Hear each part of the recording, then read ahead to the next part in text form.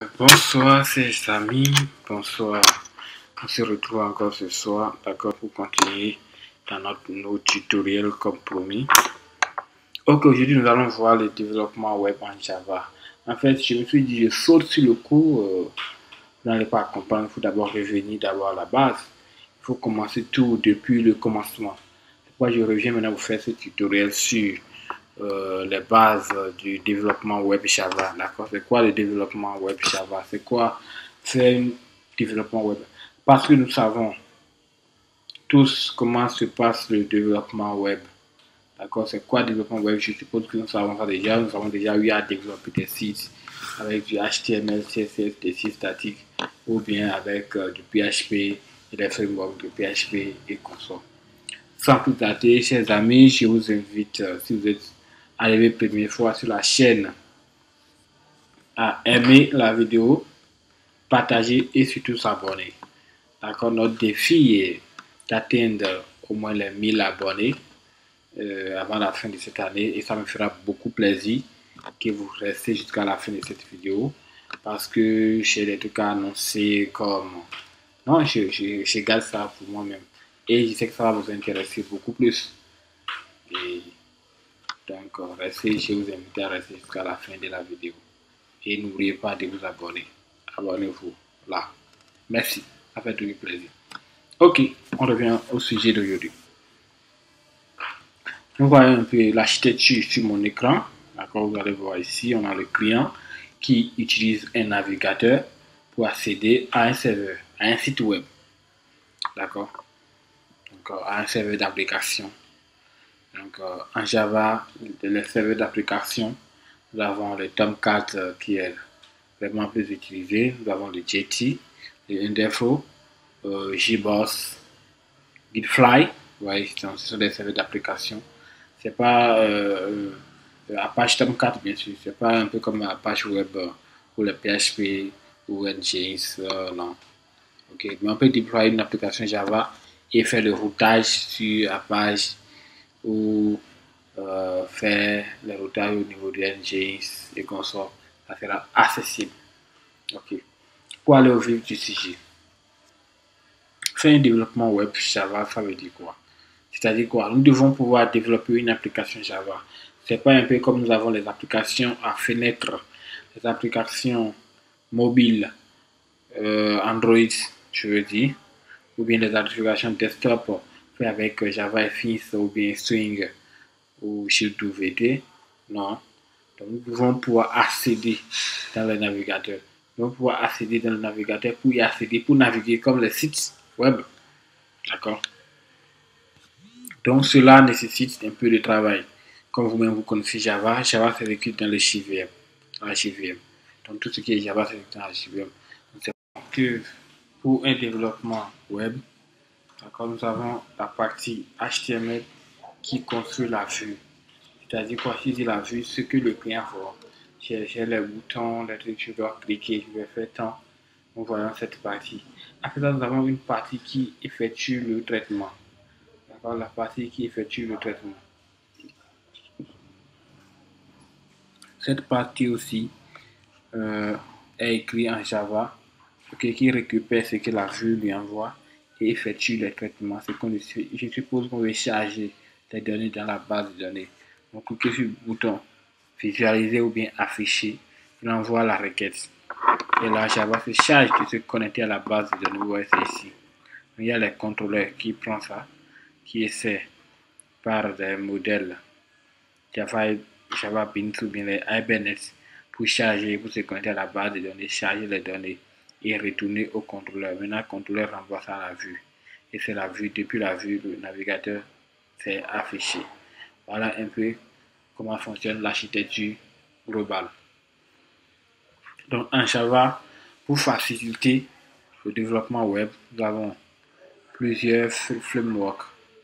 Des frameworks qui ont été développés en Java, d'accord, pour faciliter le développement web. Donc, vous voyez, c'est la nature. Les applications web sont généralement le point d'entrée principal pour les applications développées en utilisant la plateforme J2E. Donc, Java Enterprise Edition. ça qu'on appelle le JDE. Donc, pourtant, le développement d'applications web relativement compliqué à concevoir et à implémenter plusieurs raisons. Dans la nature des protocoles basés sur HTTP, d'accord, les fichiers HTML et consorts. Donc, du coup, nous avons, et c'est là qui a nécessité les frameworks, donc, qui respectent les modèles. Nous avons le modèle MVC, modèle Vue contrôleur. Donc, voilà un peu. Nous avons là le modèle qui est là. Nous avons la vue qui est au niveau du client. Nous avons les contrôleurs. Nous avons les modèles et le client voit la vue. Voilà un peu comment ça se présente. Nous avons la vue là. Nous avons là le contrôleur. Nous avons là les modèles. Et là, ici, ça se charge la partie métier. Voilà un peu. Donc, modèle MVC de type 2. Voilà, je vous mettrai le lien en description pour que vous ayez plus de détails. C'est sur le site de Jean-Michel Doudou. C'est un gars que j'aime beaucoup plus en Java. Ah ouais, je l'apprécie. Avec José Poma. Quand je vois ces gars manipuler Java, là, ça me plaît là. Donc, nous avons les différents types de frameworks. Donc, nous avons des frameworks et les plus utilisés. Ouais, quelques-uns qui ont été cités dans ce livre. Nous avons Street, WebWork, Spring, MVC.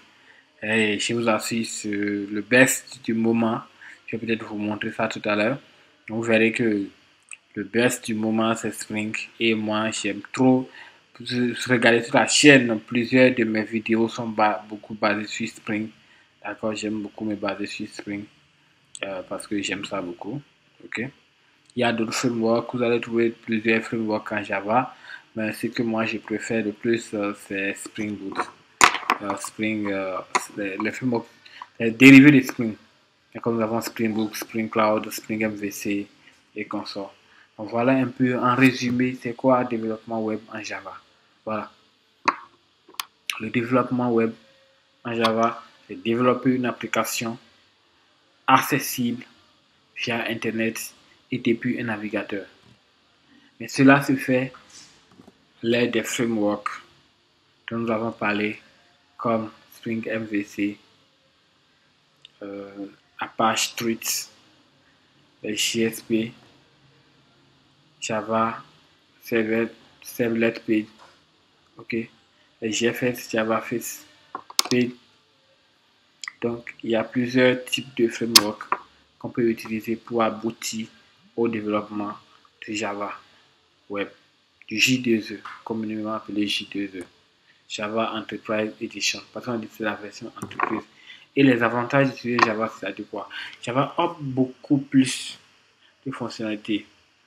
Oui, on peut vous dire que Java est lourd, c'est difficile à expliquer, mais aujourd'hui, nous avons des machines qui ont vraiment des CPU avancés, qui ont beaucoup de RAM, qui exécutent, qui peuvent faire des milliers de requêtes. Java est mieux adapté pour cela. Vous pouvez programmer les tâches. Vous pouvez programmer des tâches sur un an.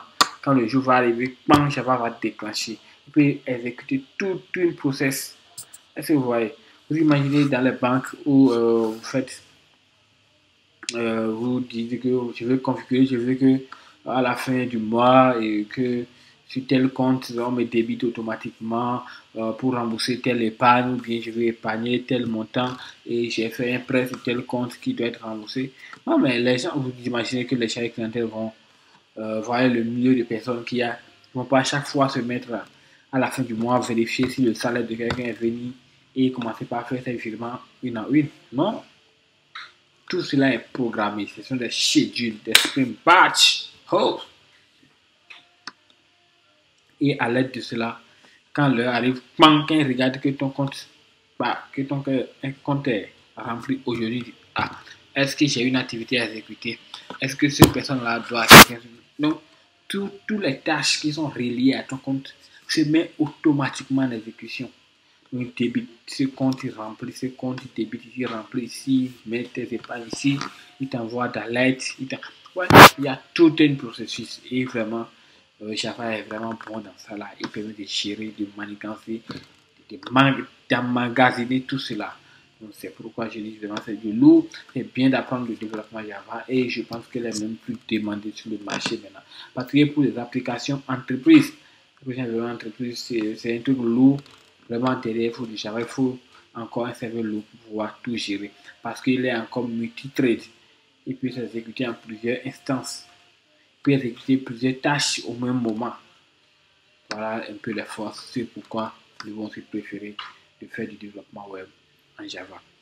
Comme bonus, je vous disais, bientôt dans les vidéos à venir, je vais vous montrer, il y a un problème communément auquel nous sommes souvent confrontés, c'est comment générer les factures avec Spring, avec Java, comment vous pouvez générer les fichiers PDF, les fichiers Excel.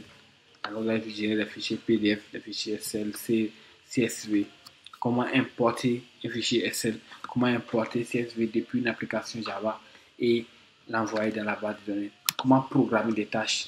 D'accord, les schedules, comment programmer des tâches. Je vous dis tous les vendredis, tous les samedis à telle heure, je veux que telle chose s'exécute en Java. Nous allons apprendre tout cela. Nous voulons aussi apprendre du cloud, genre comment je vais développer des applications, comment je vais faire communiquer plusieurs microservices, comment je vais développer une gateway qui centralise tous mes microservices. Nous allons aussi apprendre tout cela qui va venir bien. C'est pourquoi je vous exhorte massivement à vous abonner à la chaîne et n'oubliez pas d'activer la cloche de la notification et partager surtout. Oui, je veux parce que plus d'abonnés me fait plaisir à faire, à me sacrifier mon temps à faire encore plus de vidéos. Je vous aime bien. Merci beaucoup pour l'attention que vous m'avez prêtée. Ciao, ciao.